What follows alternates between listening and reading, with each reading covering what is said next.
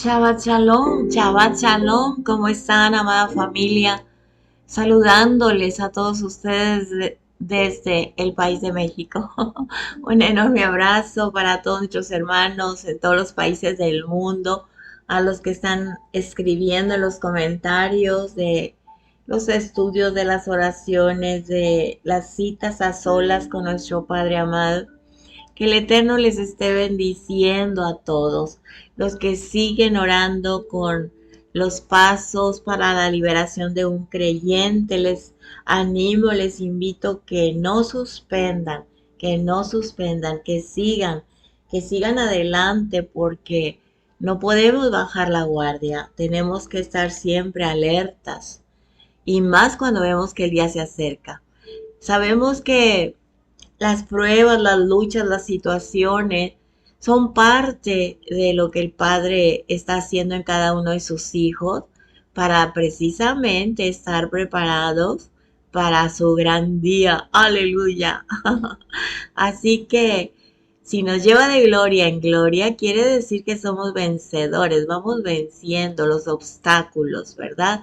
Y lo que el Padre también permite cuando le permitió, por ejemplo, cuando le dice, puedo tocar a Job. Dice, él te sirve porque está muy bendecido, pero lo puedo tocar. Y, o sea, tiene que pedir permiso el enemigo para tocarte o para zarandear, como a Pedro dice, Hasatán te ha pedido para que zarandearte.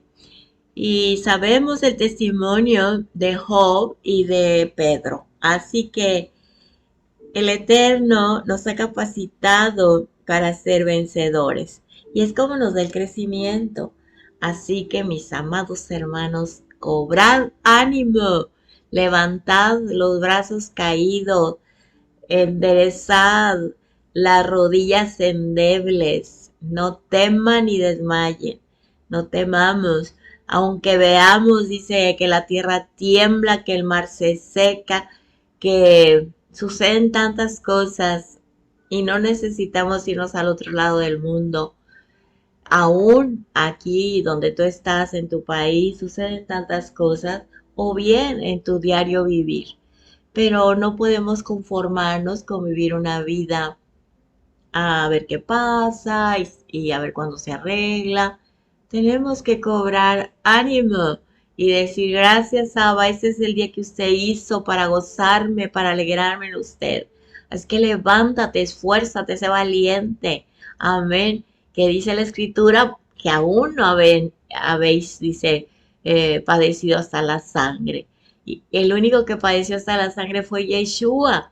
Y es como nos compró con su sangre preciosa. Así que Él no va a permitir que padezcamos a ese grado porque Él ya lo hizo. Él ya lo hizo. Aleluya. Le arrebató al enemigo las llaves de la muerte y del Hades. Aleluya. Y nos ha dado un pacto mejor, donde estaremos con Él en una eternidad, cumpliendo la llegada a la tierra prometida.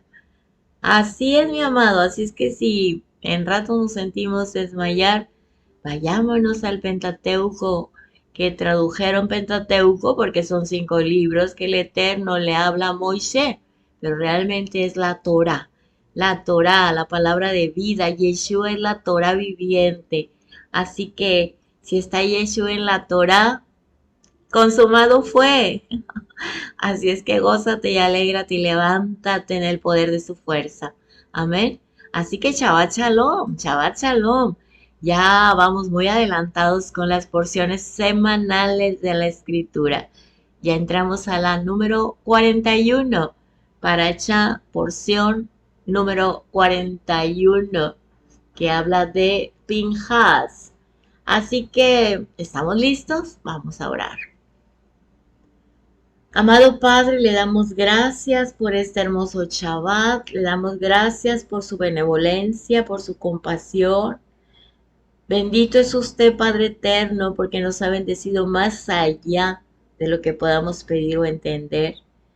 Gracias, Abba, porque usted, si es necesario, nos abre los ojos para que veamos quién está a nuestro favor, que son más, Padre, las legiones de ángeles guerreros eslabonados con espada de doble filo, que están a favor de su pueblo, que más son los que están con nosotros que los que están en contra. Y ese enemigo ha sido derrotado, así que no tiene poder. Padre eterno, su bendición es nuestro escudo, es nuestra fuerza.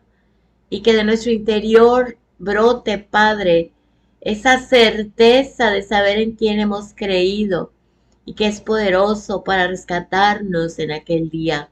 Aleluya. Gracias, Padre. Reciba todo honor y gloria, su nombre, sus 4 letras en hebreo. Su nombre que le dijo a Moisés: yo soy el que soy y fuera de mí no hay otro. Yud Hei Vav Hei es su nombre. Yo soy.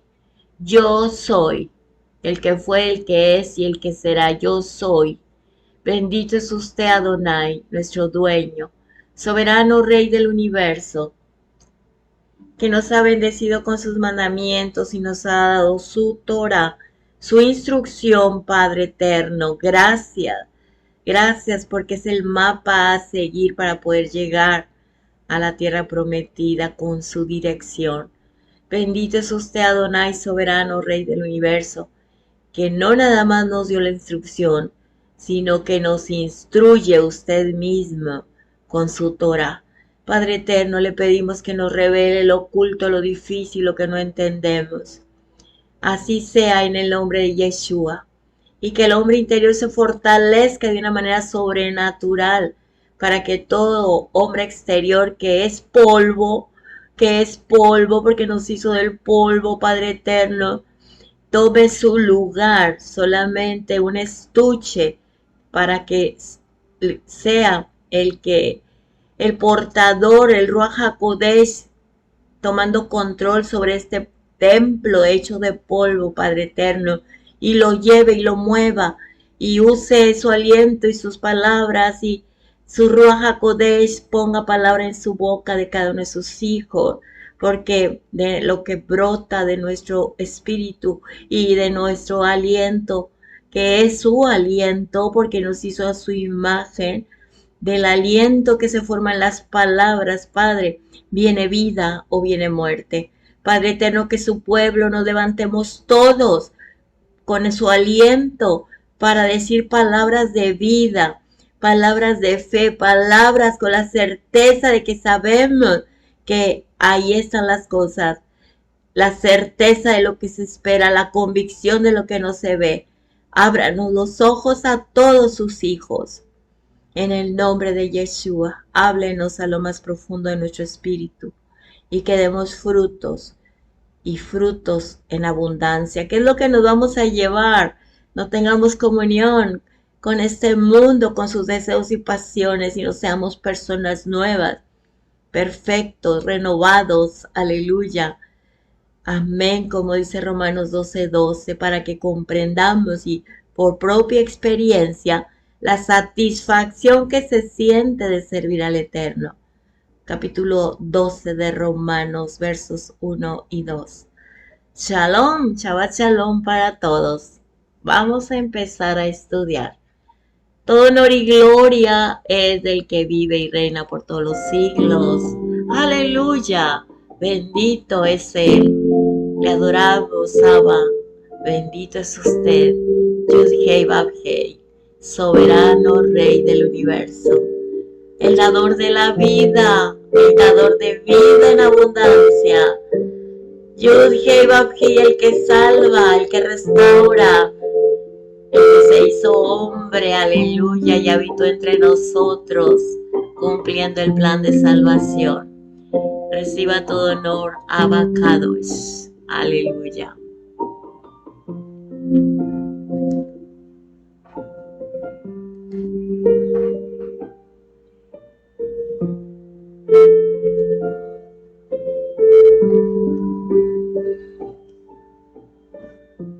Pues comenzamos, mis amados. Vamos a la parashá número 41. Pinhas. Del capítulo 25, capítulo 25, verso 10 al capítulo 29, verso 40. Y entre paréntesis, capítulo 30, verso 1. Amén. Ya vamos a terminar el libro de Bamidbar, el libro de Números.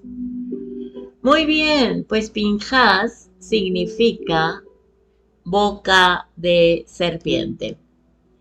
Al final les voy a hacer unos comentarios de lo que dice la Torah Emet, los rabinos de Israel.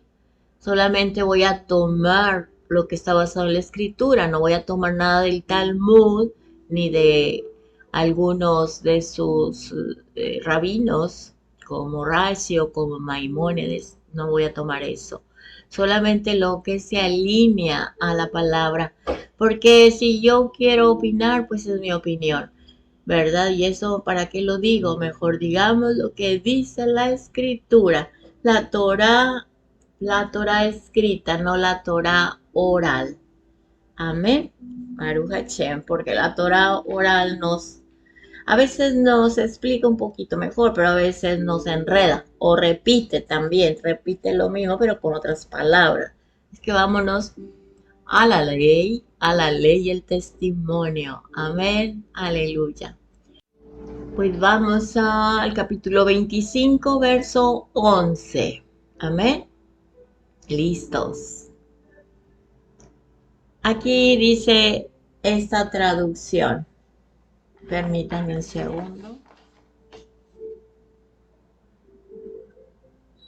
Dice esta traducción. Pinhas, hijo de Elazar, hijo del sacerdote Aharón, ha apartado mi furor de los hijos de Israel. Voy a repetir, ¿quién apartó el furor? Pinhas, el hijo de Elazar, hijo del sacerdote Aharón. Pinhas ha apartado mi furor de los hijos de Israel, porque demostró su celo por mí entre ellos.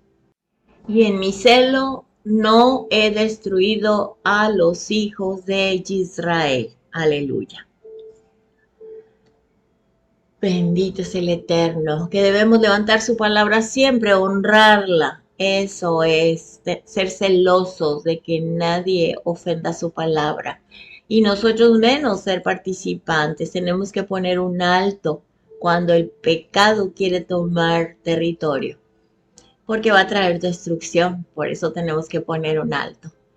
Entonces, Pinhas, el nieto del Cohen Hagadol, Aarón, sumo sacerdote, había tomado una lanza y con ella había matado a un jefe israelita y a una madianita de Madián o de Midian que habían cometido fornicación abiertamente en el campamento de Israel, profanando el nombre de Hashem.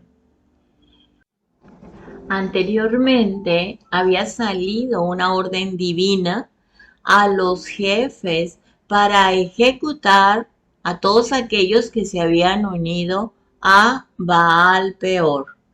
Lo vimos en el capítulo 25, versos 4 y 5, que dice así.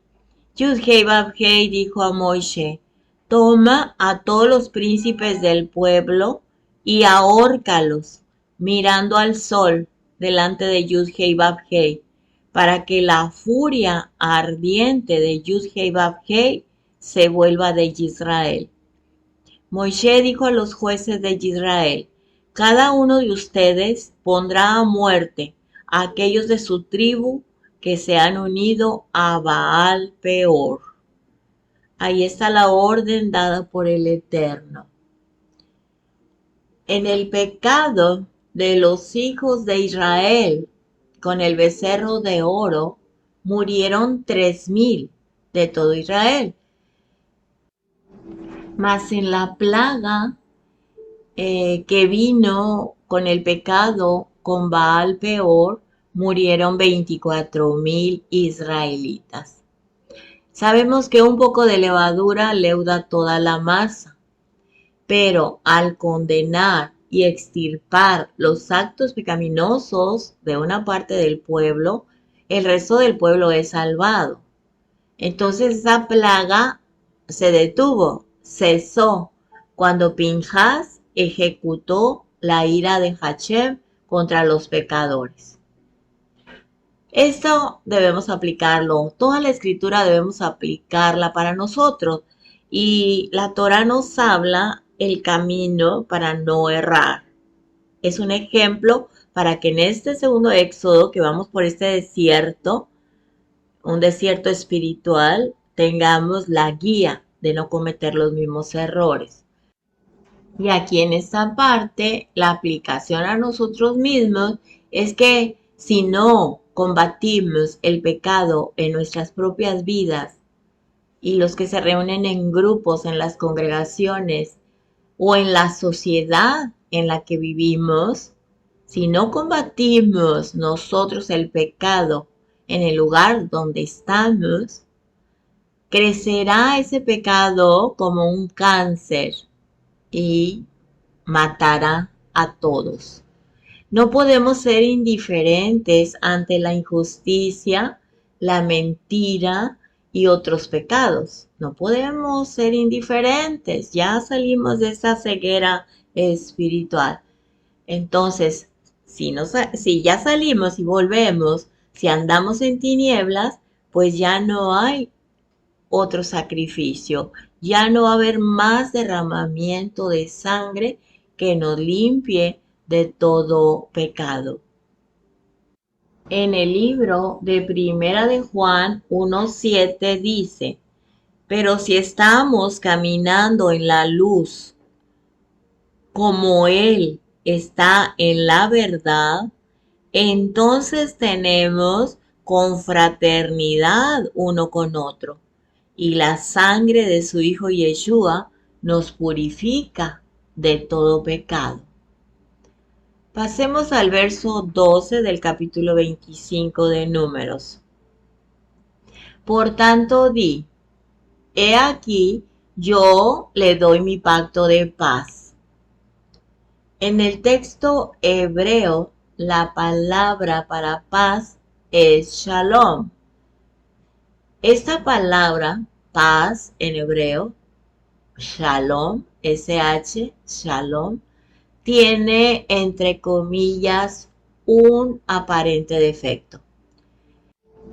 La letra Vav en hebreo, que corresponde a la letra O, está partida. Y si así fue escrito en el original, ¿por qué Hashem escribió la palabra para paz completa? Shalom, con una letra no completa. Vamos a ver una opinión que dice que Pinjas solo tuvo justicia en su mente cuando ejecutó a los pecadores sin tener una actitud de misericordia. Por eso, esta opinión dice que el pacto con él no fue perfecto. Las escrituras enseñan que no hay paz en la sociedad si no hay justicia. Está escrito que el fruto de la justicia es shalom.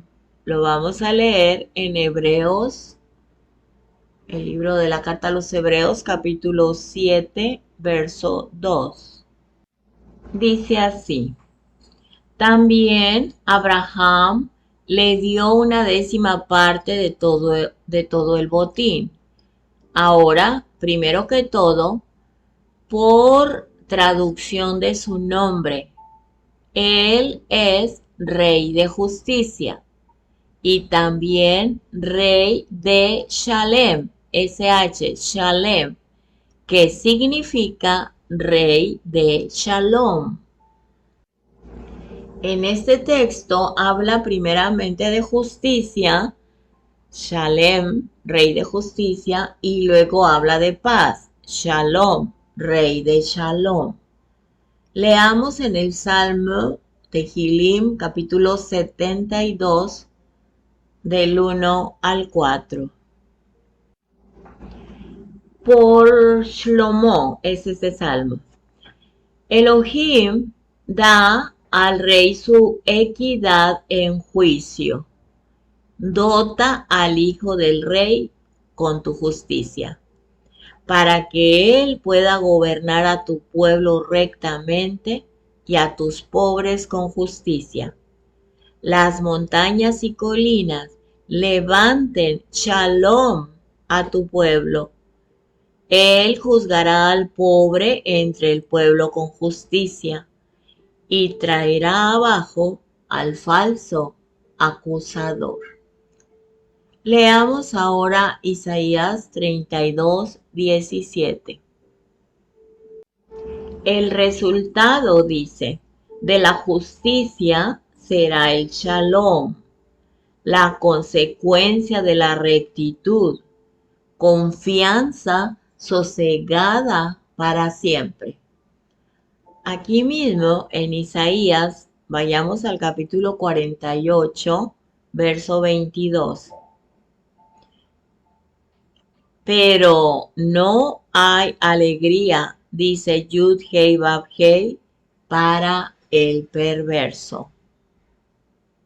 Isaías 48, 22.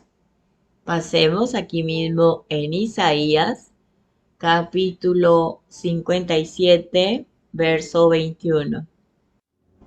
Aquí se está corroborando lo que acabamos de leer en el texto anterior.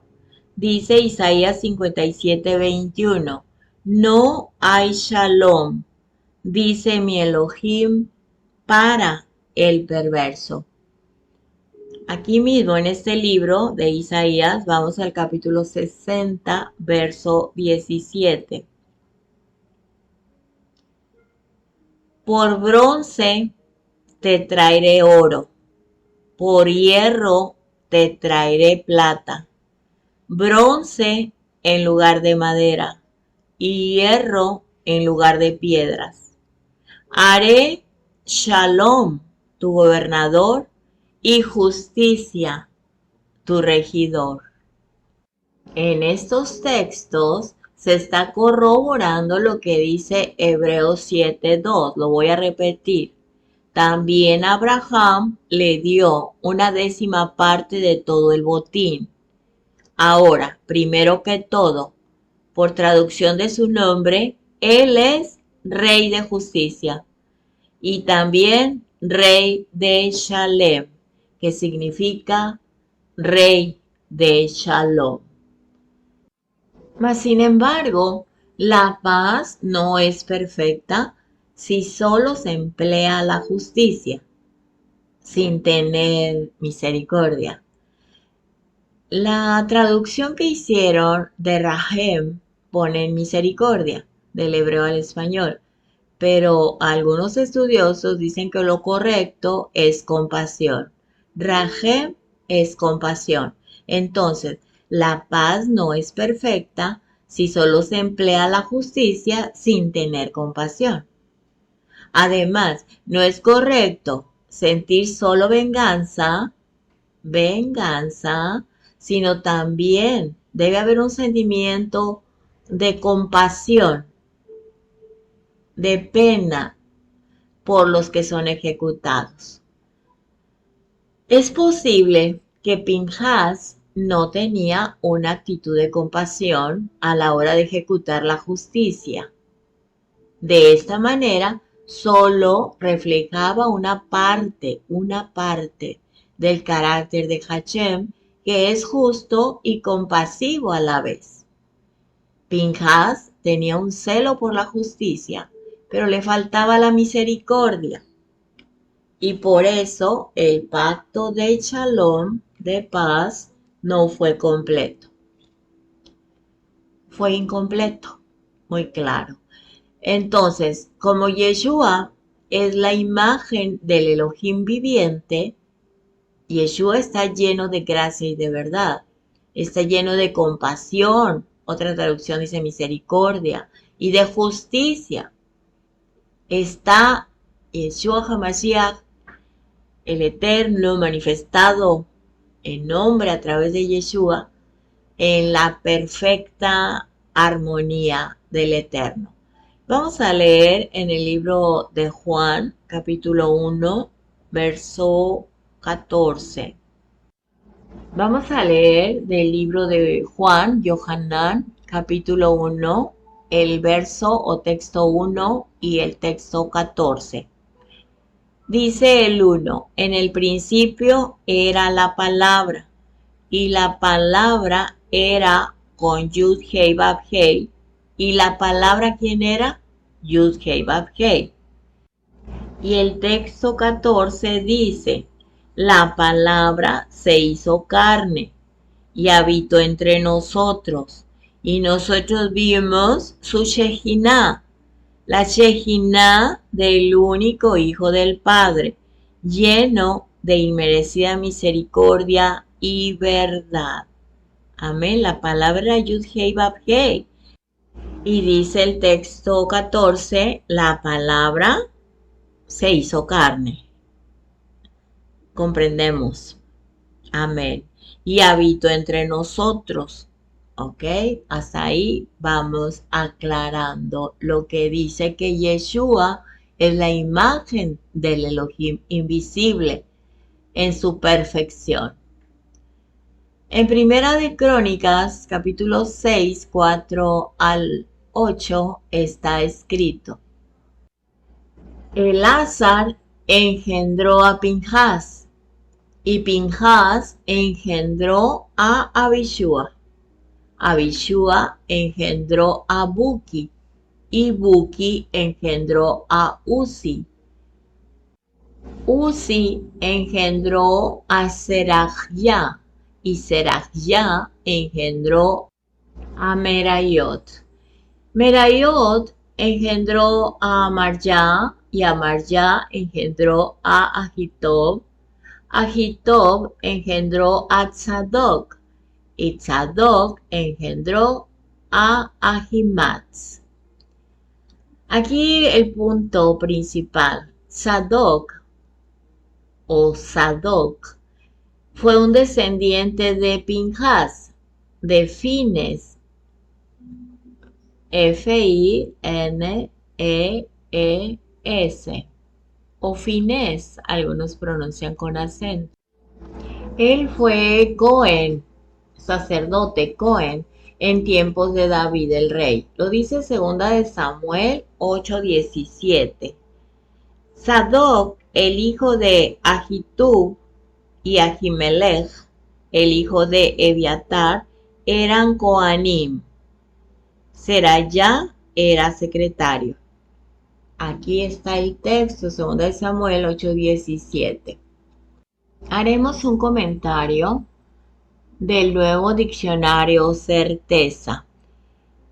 El diccionario Certeza dice que tiene muchos artículos, muchos términos, muchos conceptos teológicos y doctrinales, y tiene lugares y personajes bíblicos. Entonces vamos a sacar algo de los personajes y de los lugares bíblicos. Dice que Zadok, que en hebreo es TS, Zadok, que significa justo, hijo de Ahitob, que fue, según Primera de Crónicas 6, descendiente de Eleazar, tercer hijo de Aharón. Zadok fue sacerdote de la corte de David junto con Abiatar. 2 de Samuel 8:17. Y tuvo a su cargo el arca. 2 de Samuel 15:24. Y tomó parte en el ungimiento del rey Shlomo, como sucesor de David, cuando Abiatar apoyó a Adonías en Primera de Reyes 1:7. Él y sus descendientes cumplieron funciones sacerdotales en el templo de Salomón, hasta su destrucción en el año 587 de nuestra era, antes de nuestra era. Ezequiel restringe a la familia de Sadoc los privilegios sacerdotales en su nuevo ordenamiento sobre la base de que solo ellos fueron inocentes de la apostasía bajo la monarquía. Ezequiel 44:15. En el segundo templo, los de la familia de Sadoc tuvieron el sumo sacerdocio en forma continuada hasta el año 171 antes de nuestra era, cuando fue transferido a Menelao por Antíoco IV. Incluso después de esto, un sacerdocio sadoquita presidió sobre el templo judío en Leontópolis, Egipto, hasta que Vespasiano lo cerró poco después del año 70 después de nuestra era. La comunidad de Qumran se mantuvo leal al sacerdocio de Tzadok y esperaba su restauración. Esdras, que en hebreo es Ezra, el gran escriba, era descendiente de Pinjas o de Finés. Durante el reinado mesiánico, esto es muy importante, durante el reinado mesiánico se restaurará la familia de Pinjas por la línea de Sadoc, como dice en el libro de Ezequiel, capítulo 40-46, que lo vamos a leer.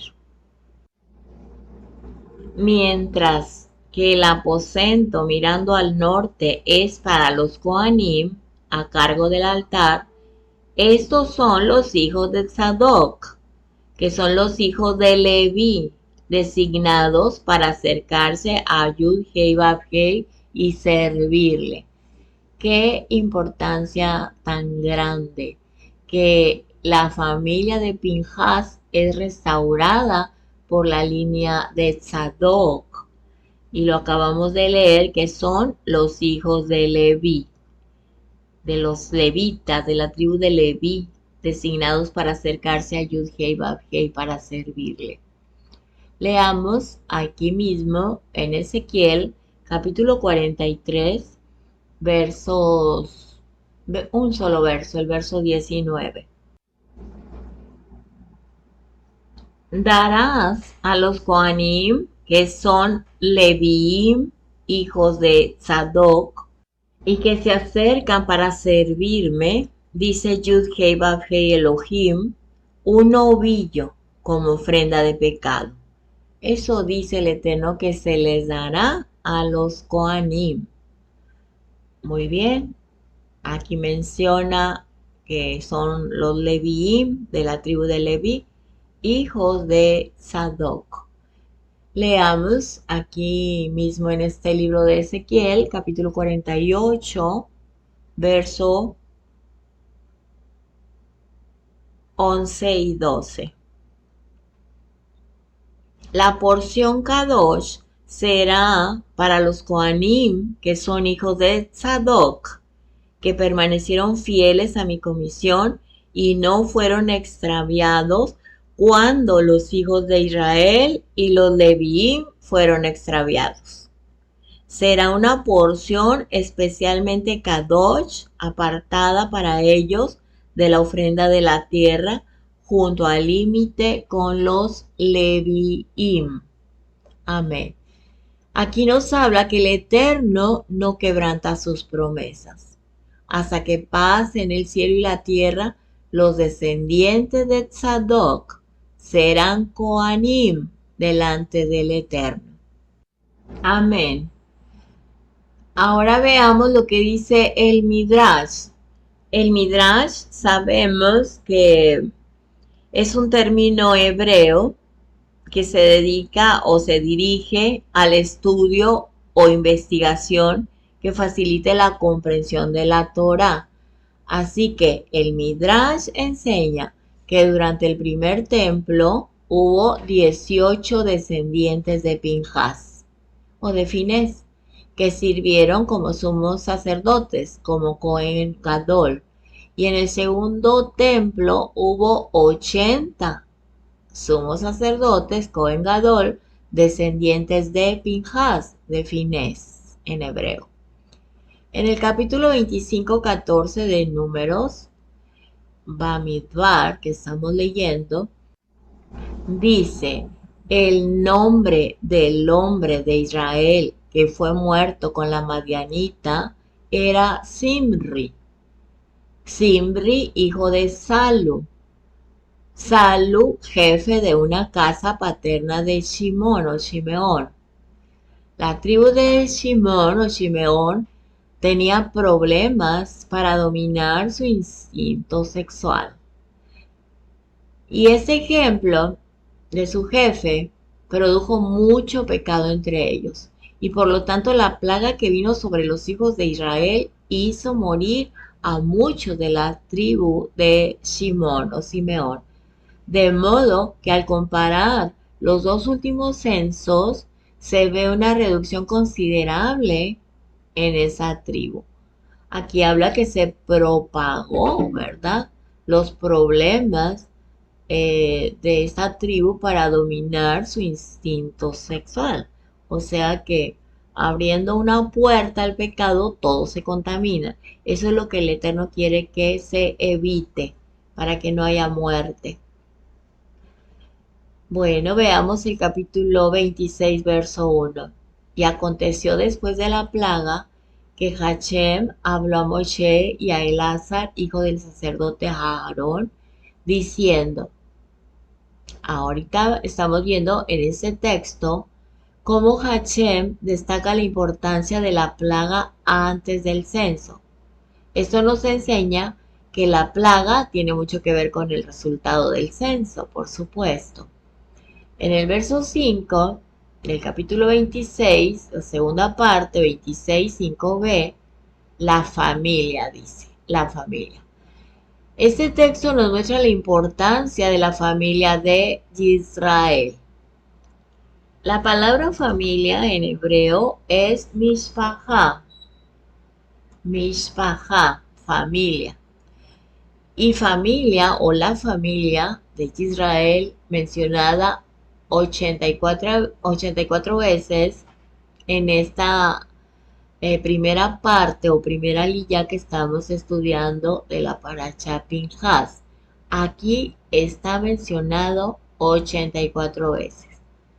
Eso nos enseña una verdad muy importante, que al Eterno le importa muchísimo la familia. En el capítulo 26 del 5 al 51, en este pasaje vemos el aumento y la disminución de las tribus desde el último censo. Algunas tribus aumentaron considerablemente y otras perdieron considerablemente, pero el resultado final fue muy parecido al anterior, con solo 1820 personas de diferencia.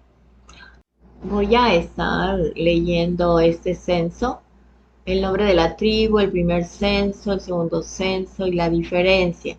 Si tú quieres anotar, lo puedes anotar. O si ya hiciste tus propias anotaciones, compáralos. Perfecto. Entonces, hacemos 4 columnas, nombre de la tribu.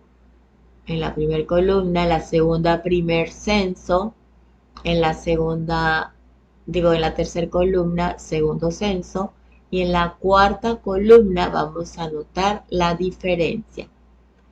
Con números rojos, las pérdidas. Y con negro, el crecimiento de cada tribu, ¿verdad? Algunas aumentaron, repito, considerablemente y otras perdieron bastante. Comenzamos con la tribu de Reubén. No voy a decir qué dice el título de las columnas para no detenerme. Empezamos con Reubén, 46.500, luego 43.730, con una diferencia de menos, con números rojos, 2.770 hombres. Segunda tribu, Shimeón, 59.300, 22.200, con una diferencia de menos 37.100 hombres con números rojos. Aquí vemos que ellos sufrieron más pérdidas por el pecado. Gad, la tribu de Gad, 45.650, 40.500, menos 5.150. Pérdida con números rojos, menos 5.150. La tribu de Yehudá no tuvo pérdidas, 74.600, 76.500, 1.900 a favor. La tribu de Isahar, 54.400, 64.300, a favor una diferencia de 9.900. La tribu de Zabulón o Zbulún, 57.400, 60.500, diferencia 3.100 a favor. Israelitas, estamos hablando de israelitas. La tribu de Menashe o Manasés, 32.200, 52.700 y 20.500. Aumentó bastante la tribu de Manashe. Muy bien. La tribu de Efraín, 40.500, 32.500, tuvo una diferencia en contra de pérdida de menos 8.000, números rojos. La tribu de Benjamín o Benjamín, 35.400, 45.600, a favor un crecimiento de 10.200. La tribu de Dan, 62.700, 64.400, tuvo un aumento de 1.700. La tribu de Asher o Aser, 41.500, 53.400, una diferencia a favor de 11.900. La tribu de Neftalí, 53.400, 45.400, él tuvo una pérdida de menos 8.000, números rojos. Entonces, la suma total de las 12 tribus durante el primer censo fue de 603.550. El segundo censo fue de 601.730. La diferencia con números rojos fue menos 1.820 israelitas. Si todas las tribus hubieran crecido como la tribu de Manashe, con un 63.7% de aumento en 38 años, el pueblo entero hubiera tenido unos 384.450 varones más, dando una suma total de 988.000 varones. La falta de crecimiento es debido al pecado en el pueblo. La falta de entrega a la obediencia, la falta de entrega a los mandamientos, es la mayor causa de la falta de crecimiento en el pueblo de Israel. Las guerras y la asimilación que han causado que el pueblo judío no sea muy grande son resultados de la falta de compromiso con la Torá. El pueblo de Israel podría haber sido el más numeroso de todos los pueblos del mundo si la Torá hubiera sido la regla de vida para la mayoría. Y este censo fue la base para el reparto de la tierra durante el tiempo de Yehoshua. Capítulo 26, verso 14.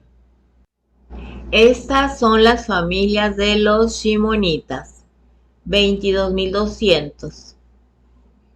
En Números 1:23 está escrito: los enumerados de la tribu de Shimón o Shimeón fueron 59.300. Al comparar estos dos textos, vemos que la tribu de Shimeón había perdido 37.100 personas desde el censo anterior. Fue severamente dañada esta tribu por la plaga, porque su jefe había abierto una brecha por medio del pecado de Cosbi. Cosbi, la mujer midianita. Algunas traducciones es Madian o Madianita y en otras es Midian o Midianita. Anteriormente Moisés se había unido a una mujer midianita. Su nombre es Zipporá, traducida como Séfora. Zipporá es su nombre hebreo. Pero hubo una gran diferencia entre su unión, la unión de Moisés con Zipporá, que esta unión por causa del ídolo Baal Peor. La esposa de Moisés mostraba señales de obediencia a la fe de Israel. Pero en este caso las mujeres midianitas que se acercaron a los hijos de Israel estaban engañando a los hijos de Israel para que se entregaran a la idolatría. Los midianitas eran descendientes de la unión que hubo entre Abraham y su tercera esposa Keturá. Lo leemos en Génesis capítulo 25, verso 1 al 4. Berechit 25, 1 al 4. Abraham tomó otra esposa, cuyo nombre era Keturá. Ella le dio a luz a Zimran, Yokshan, Medan, Midian, Yisbak y Shuach. Yokshan engendró a Sheba y a Saeman y a Dedan. Los hijos de Dedan fueron Ragel y Nabdel, y los Ushurim, Letusim y Leumim.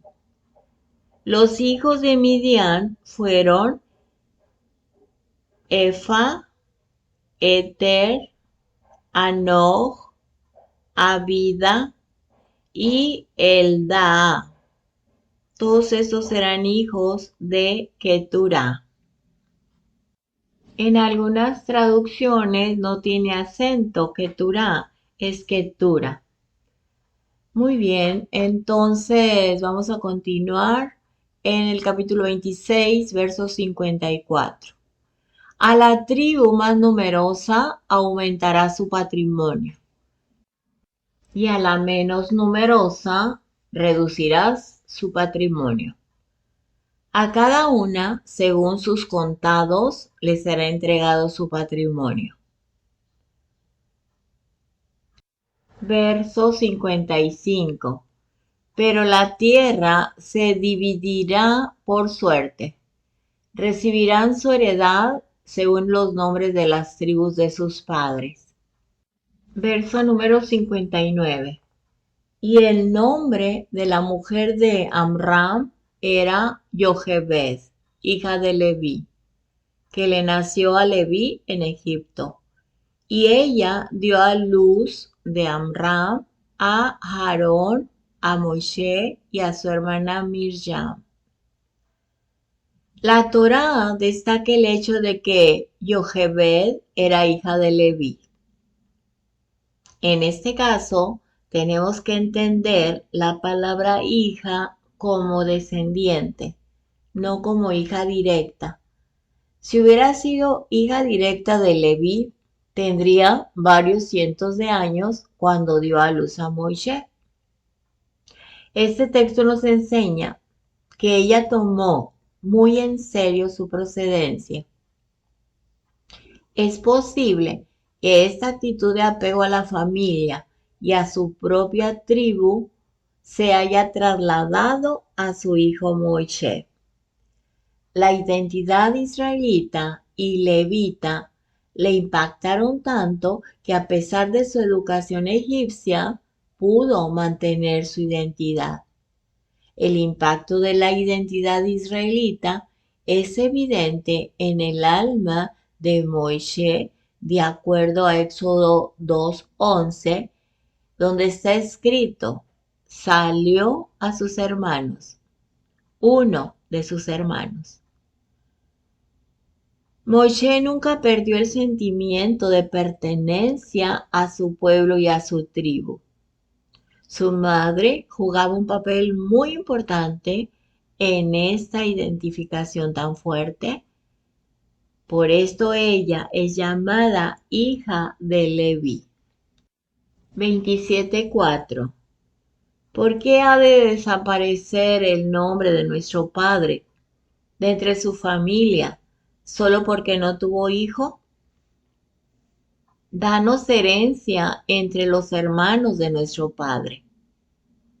Aquí hay un asunto de legislación en cuanto a la herencia de la tierra de Israel. Las diferentes porciones de la tierra de Israel fueron entregadas solo a los varones. Los hijos varones heredaban la porción de tierra que había recibido de su padre o que había recibido su padre, y que cuando una hija se casaba, obtenía el beneficio de la herencia de su esposo. En este caso había 5 hijas de Zelofhad que reclamaban la herencia de su padre. La idea original fue que cada uno de los varones de los hijos de Israel a partir de los 20 años de edad que salieron de Egipto tuviera una herencia en la tierra prometida. Los conversos no tenían el derecho de heredar la tierra. Este plan fue aplazado hasta la siguiente generación y en este caso, Zelofhad, que había muerto en el desierto, no tenía hijos que pudieran obtener una porción en la tierra. Las 5 hijas se presentaban ante Moisés y le explicaban su caso. Moisés consultó a Hashem para saber qué hacer en este caso y en otros casos cuando no había varones herederos. 27, 7 y 8. Las hijas de Zelofhad tienen razón en lo que dicen. Ciertamente les darás herencia entre los hermanos de su padre, y pasarás a ellas la herencia de su padre. Además, hablarás a los hijos de Israel diciendo: si un hombre muere y no tiene hijo, pasarán su herencia a su hija. Hashem contesta y dice que cuando no hay hijos, las hijas heredan la tierra. La herencia tribal y de la tierra viene por la vía del Padre. Capítulo 27, versos 15 al 23. Como Moisés ya no puede ser el líder del pueblo, Moisés ruega al Eterno que supla esa necesidad. En su oración y la respuesta del Eterno, encontramos 13 principios muy importantes en cuanto al liderazgo. El primero, un líder es puesto por Hashem. Si no es así, está destinado al fracaso. Número 2, un líder está puesto por encima del pueblo. La posición del líder no es lo mismo que su valor como persona humana. Hay una posición superior del líder sobre el pueblo. Mateo 24:45. Número 3. El líder principal debe ser un varón. Una mujer en el liderazgo debe estar sometida a un varón. Número 4. Un líder tiene que saber salir delante del pueblo. En primer lugar, se refiere a la capacidad de hacer guerra y derrotar a los enemigos. El mismo Moisés hizo guerra contra los dos gigantes, contra Og y Sihón. En segundo lugar, significa que un líder tiene que ser el primero en dar buen ejemplo delante del pueblo. También significa que un líder no puede estar con el pueblo todo el tiempo. Un líder necesita apartarse para buscar al Eterno. Moisés se apartó y estuvo mucho tiempo con Hashem a solas sin que el pueblo lo viera. Yeshua hizo lo mismo. Número 5. Un líder tiene que saber entrar delante del pueblo.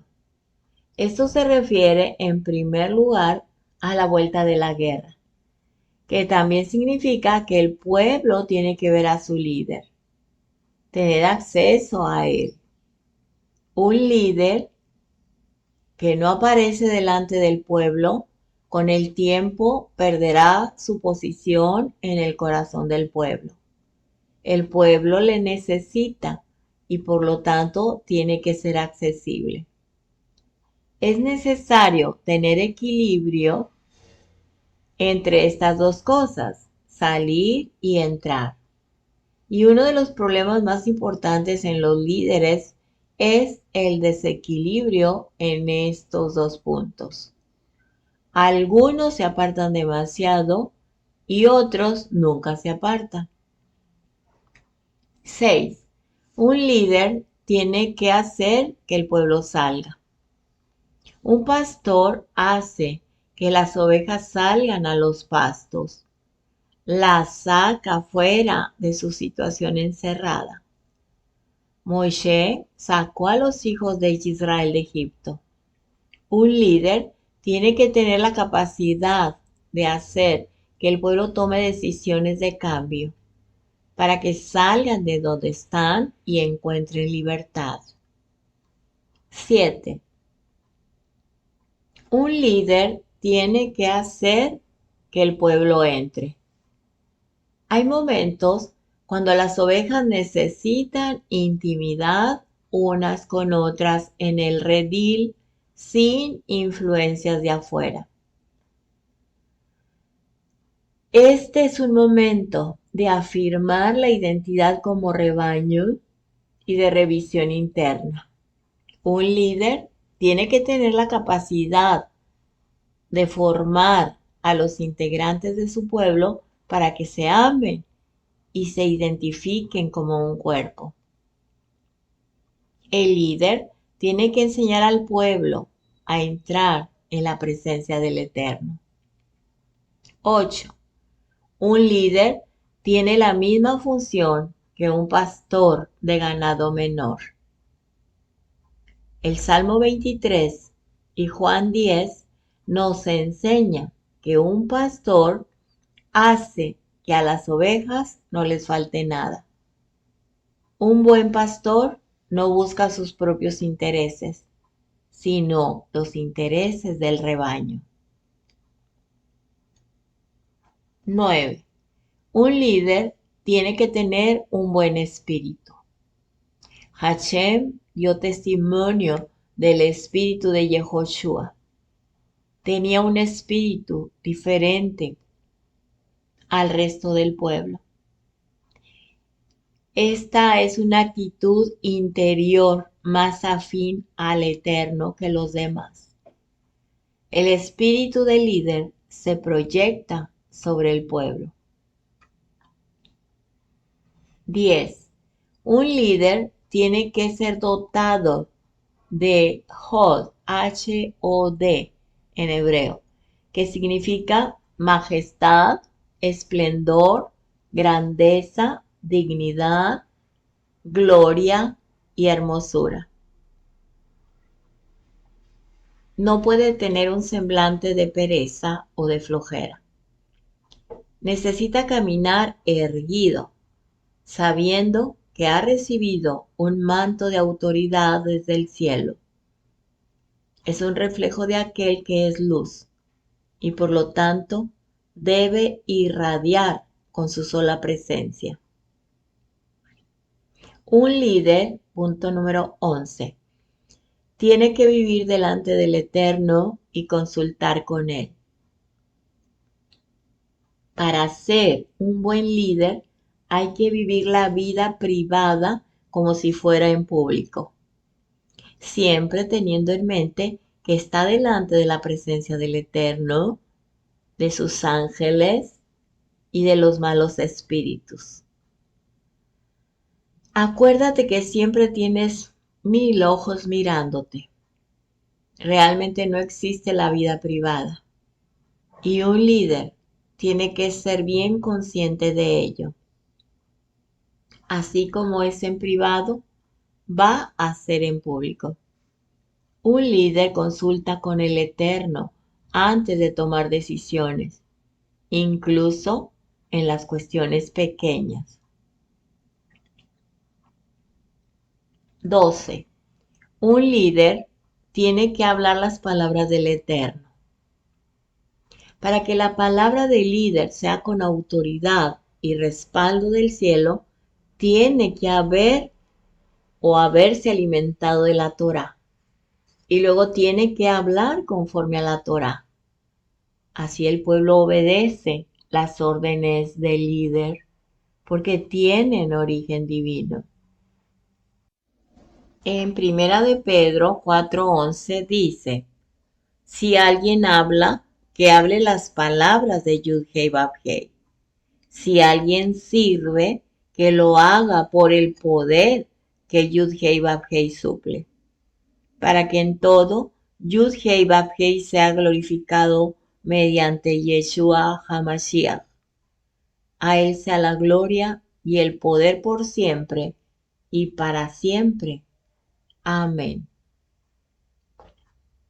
Y por último, el número 13. Un líder tiene que ser reconocido por el pueblo. Un rey sin pueblo es un fracaso. Un pueblo sin rey es un desenfreno. Un buen rey con mucho pueblo constituyen un potencial para el bien. Un buen líder no impone su liderazgo sobre otros. En el reino, los líderes son puestos por Hashem y luego reconocidos por el pueblo. Tiene que haber un equilibrio entre la imposición y la permisividad. 27:18 Bamidbar, Números. Y Hashem dijo a Moshe, toma a Yehoshua, hijo de Nun, hombre en quien está el espíritu, el Ruach, y pon tu mano sobre él. Moshe recibió la orden de poner sus manos sobre Yehoshua. El propósito de la imposición de manos es triple. La primera, identificación. La segunda, transmisión. Y la tercera, instalación. En muchas ocasiones hay una combinación entre estas tres, como en el caso de Yehoshua, hijo de Nun, que fue instalado en su ministerio como sucesor de Moshe por la imposición de las manos de Moshe, y fue delante del pueblo. Lo dice Números 27:23. Dice así, impuso sus manos sobre él y lo comisionó, como Yud-Hei Vav-Hei había dicho por medio de Moshe. Y al mismo tiempo le fue transmitido un espíritu de sabiduría, como está escrito en el libro de Devarim, Deuteronomio 34:9. Yehoshua dice así, el hijo de Nun estaba lleno del ruach de sabiduría, porque Moshe había impuesto sus manos sobre él Y los hijos de Israel le escucharon e hicieron lo que Yud-Heh Vav-Heh había ordenado a Moisés. Cuando la imposición de manos tiene el propósito de transmitir algo, puede haber dos tipos de transmisión. La primera, transmisión de pecado, como en el caso de los machos cabríos de Yom Kippur y otros animales que son sacrificados. Y la segunda es transmisión de espíritu y poder, como en el caso de las sanidades y liberaciones hechas por medio de Yeshua y sus discípulos, y cuando el Ruach de santidad fue dado a los discípulos. Lo podemos leer en el libro de los Hechos, capítulo 8, verso 18. Continuamos con el capítulo 28, verso 2. Ordena a los hijos de Israel y diles, tendrán cuidado de presentar mi ofrenda, mi alimento para mis ofrendas encendidas, aroma agradable a mí, aroma agradable para mí, a su tiempo señalado. En el resto de esta parachá encontramos un resumen de los sacrificios que toda la comunidad tiene que entregar en los tiempos señalados. Muy bien, lo vamos a ver en el capítulo 28, 3-8, que dice, 3 al 8, los sacrificios diarios de mañana y tarde. Capítulo, que estamos aquí en el 28, versos 9 y 10, los sacrificios semanales de cada Shabbat. Aquí mismo, verso 11 al 15, los sacrificios mensuales, cada Rosh Hodesh. Del 16 al 25, los anuales, que son ofrendas encendidas, aroma agradable para el Eterno. Los anuales, del 26 al 31, en Bikurim y Shavuot. Los primeros frutos y lo que se llama Pentecostés, Shavuot. Los anuales, que son del texto 1 al 6 del capítulo 29. Los anuales en Yom Teruah o Yom Teruah. En el capítulo 29, 7 al 11, los anuales en Yom HaKippurim. En el capítulo 29, 12 al 34, los anuales en Sukkot. Y del 35 al 38 del capítulo 29, los anuales de Shemini Atzeret. En el texto de 28:1 al 8 está incluido en las oraciones del Shaharit por la mañana y Minjá por la tarde. En las horas cuando se presentaban los sacrificios diarios en el templo, junto con el incienso, fue el momento para presentarse delante del Eterno en oración. En Lucas 1:10 está escrito, y toda la multitud del pueblo estaba afuera orando a la hora de la ofrenda del incienso. El que daba un animal para ser sacrificado en el templo tenía que estar presente en el momento del sacrificio de su animal. Mas, sin embargo, cuando se ofrecían los sacrificios de toda la nación, no podía estar presente todo el pueblo, y por esa razón se establecieron grupos de israelitas que pudieran estar presentes como representantes del resto del pueblo, durante los sacrificios. Como hubo 24 grupos de sacerdotes y levitas que se turnaban para servir, también hubo 24 grupos de israelitas, habitantes de Jerusalén y de todas las ciudades del país, que se turnaban para venir al templo para estar presente durante los sacrificios que fueron dados por todo el pueblo.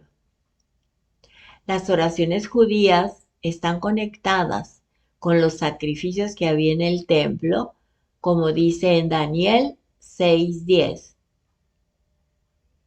Cuando Daniel supo que había sido firmado el documento, entró en su casa. En su aposento superior tenía ventanas abiertas en dirección a Jerusalén, y como lo solía hacer antes, continuó arrodillándose 3 veces al día, orando y dando gracias delante de Adonai. En Hechos 3:1 dice, y Kefa y Johanán subían al templo a la hora novena, la de la oración. Habla de las ofrendas a su tiempo señalado. Las ofrendas tienen que presentarse en un tiempo señalado. Lo mismo sucede con las oraciones. Tienen su tiempo límite. No se puede orar Shaharit a las 3 de la tarde. Es oración de la mañana.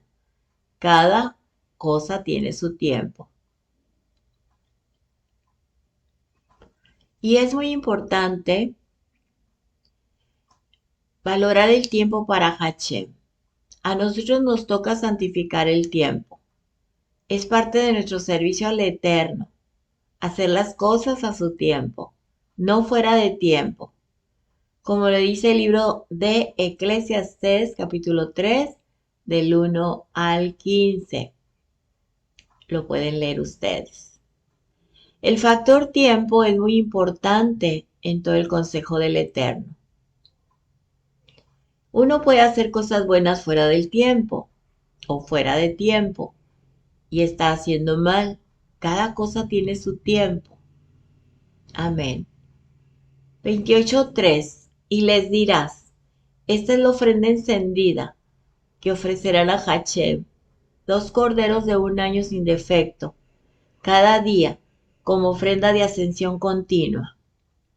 Amén. Este sacrificio que se llama Korban Tamid, sacrificio continuo, de los 2 corderos al día, este sacrificio fue costeado por medio shekel, que el pueblo dio 1 vez al año como tributo para el templo.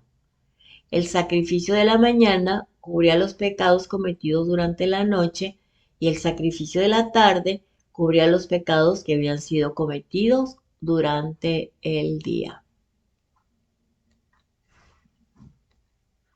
Capítulo 28, versos 3, 6 y 8. La ofrenda encendida.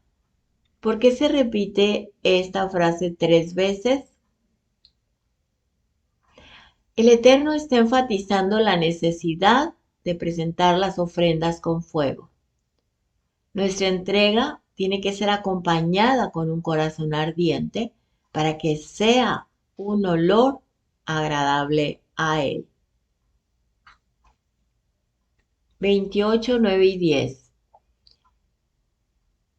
El Shabbat ofrecerás 2 corderos de 1 año, sin defecto, y 2/10 de una efa de flor de harina mezclada con aceite como ofrenda de cereal y su libación.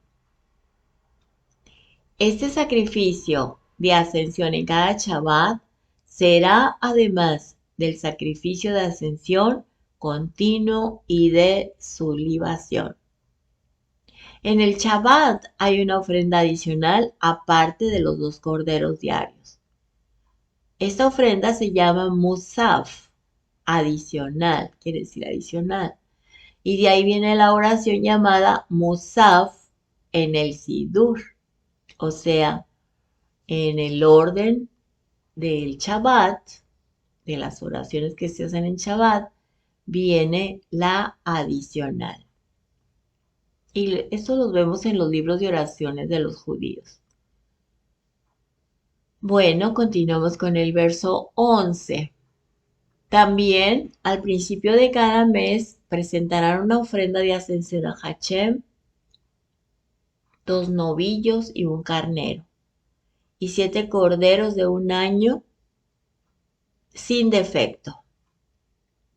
En la luna nueva se ofrecen 2 novillos, un carnero y 7 corderos, harina, aceite, vino y un macho cabrío, además de los 2 corderos diarios. Esto nos enseña que en cada luna nueva o inicio de mes, Hashem espera una nueva y entrega total por nuestra parte. El total de los animales ofrecidos en Rosh Hodesh son 10 más 1. Y como lo hemos dicho antes, el número 10 representa la totalidad. Los 10 animales que se dan en ofrenda de ascensión son símbolos de nuestra entrega total. Representa totalidad. El macho cabrío nos habla de la muerte de Yeshua el Mesías por nuestros pecados. Y la cantidad de una medida, un hin, H-I-N, es casi la misma medida de un galón. ¿Sí? Un hin es casi un galón. Y una efá, una medida efá, contiene aproximadamente 25 litros. Otros textos que hablan de novilunio o inicio de mes, Rosh Hodesh, te los voy a dictar para que los anotes. Números 10:10. Primera de Samuel 25 y 18. Salmo 81, 3 al 5. Y Salmo 104, 19. Isaías 66, 23. Ezequiel 45, 17. Colosenses 2, 16 y 17. Estos textos los puedes poner, armar, escribir en tu oración de inicio de mes. Cada nuevo mes hay que presentar una ofrenda al Eterno, como lo acabamos de decir, en totalidad. Una ofrenda de nuestra entrega total. Y ahí están los textos para dar gracias al Eterno por el mes que terminó y para que nos bendiga en el siguiente nuevo mes, donde estamos en adoración, en alabanza, escuchando el shofar, repitiendo la lectura que acabo de dictar, orando lo que el Eterno quiere escuchar de nosotros, alabanza y adoración, y pidiendo por la bendición a Israel, orando por su paz de Jerusalén y orando por nuestros hermanos en la dispersión. Que la bendición del Eterno sea con todos ellos y que pronto nos podamos reunir todos. Así que, amado hermano, de Shabbat en Shabbat, de luna nueva a luna nueva, inicio de mes, tenemos que estar orando por una buena semana de Shabbat en Shabbat y por un buen nuevo mes. Y también todo lo que el Eterno ha mencionado a través de todas sus celebraciones. Así que el Eterno nos quiere tener a su lado, ¿sí? Para que no nos apartemos de Él, ni para la derecha ni para la izquierda, y estar preparados para su venida. Ya nos dio todas las armas y toda la instrucción. Ahora, en esta paracha vemos a nuestro Mesías Yeshua. ¿Sí? Para acercarnos a Él tenemos que estar con un corazón sincero, en plena certidumbre de fe, teniendo un corazón purificado de mala conciencia y nuestro cuerpo lavado con agua pura. En cada Shabbat, en cada inicio de mes, en cada fiesta solemne, tenemos que hacer tevilá, purificación. Amén, para presentarnos delante de Él. Les voy a decir los textos donde vemos que Yeshua está en esta paracha. En el capítulo 25, 10 al 13, donde Pinjas recibe un pacto perpetuo de paz para ser Cohen, sacerdote. De semejante manera, Yeshua recibió su sacerdocio, según el orden de Melquisedec, para la eternidad. Salmo 110:4 y Hebreos 7:17. En el texto 25:13 vemos que por la muerte de una persona israelita hubo liberación para el resto del pueblo. De la misma manera, la muerte de nuestro Mesías Yeshua trajo redención para Israel y para el mundo. Efesios 1:7, Primera de Juan 2:2, Hebreos 9:12 y 15. Capítulo 27:16. De la misma manera, como Yehoshua fue puesto sobre el pueblo de Israel, Yeshua ha sido puesto por Hashem sobre los hijos de Israel y el mundo entero. Mateo 28:18, Hechos 2:36. Capítulo 27:17. Yeshua es el buen pastor que Moisés pidió que el Eterno diera a los hijos de Israel. Juan 10, 11 y 14. Capítulo 27:18. Yehoshua tenía Ruach, espíritu. De la misma manera, Yeshua recibió el Ruach de Hashem para convertirse en el Mesías. Hechos 10:38. Capítulo 27:20. Yeshua tiene la dignidad del Padre que lo instaló en su ministerio. Juan 1:14 y 14:7 y 9. Capítulo 27:21. Yeshua da la palabra para que entren y salgan los hijos de Israel. Juan 10:9. Capítulo 27:23. Yeshua es el sucesor eterno de Moisés, que introduce al pueblo de Israel en el mundo venidero. Josué 1, versos 2, 5 y 6. Capítulo 28, 3 y 4. Yeshua es el sacrificio continuo que está presente delante de Hashem mañana y tarde. Hebreos 7:27, 9:14, 10, 12 y 14 y Revelación 13:8. Capítulo 28:9.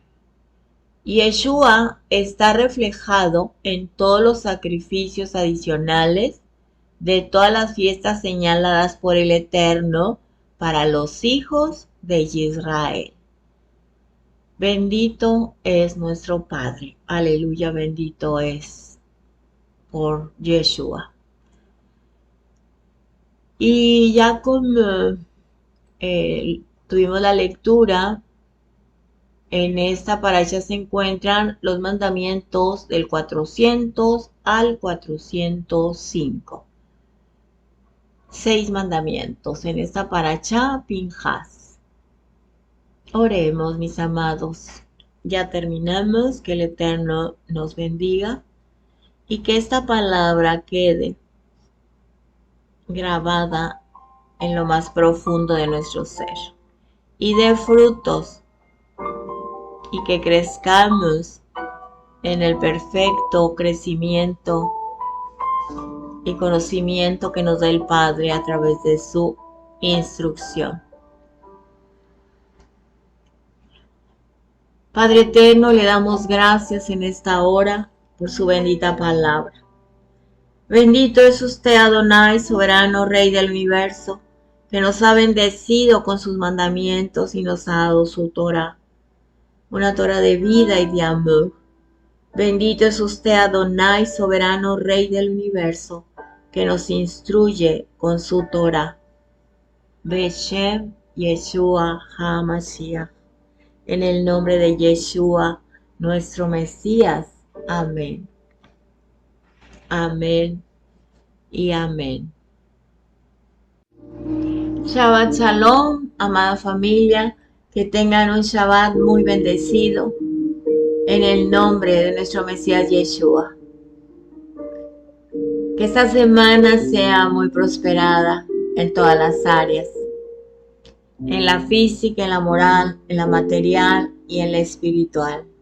Que Hashem nos bendiga y nos guarde. Hashem haga resplandecer su rostro sobre nosotros. Tenga de nosotros misericordia y nos dé su shalom. Nos dé su paz todos los días de nuestra vida. Amén. Y pondrán mi nombre sobre los hijos de Israel y yo los bendeciré. Amén y amén. Todo honor y gloria es de nuestro Padre, del que vive y reina por los siglos de los siglos. Amén. Shabbat Shalom, familia. Les amo mucho, unidos en su mismo espíritu. Shabbat Shalom y Shabbat Tov. Hasta la próxima. Sean muy bendecidos. Amén y amén.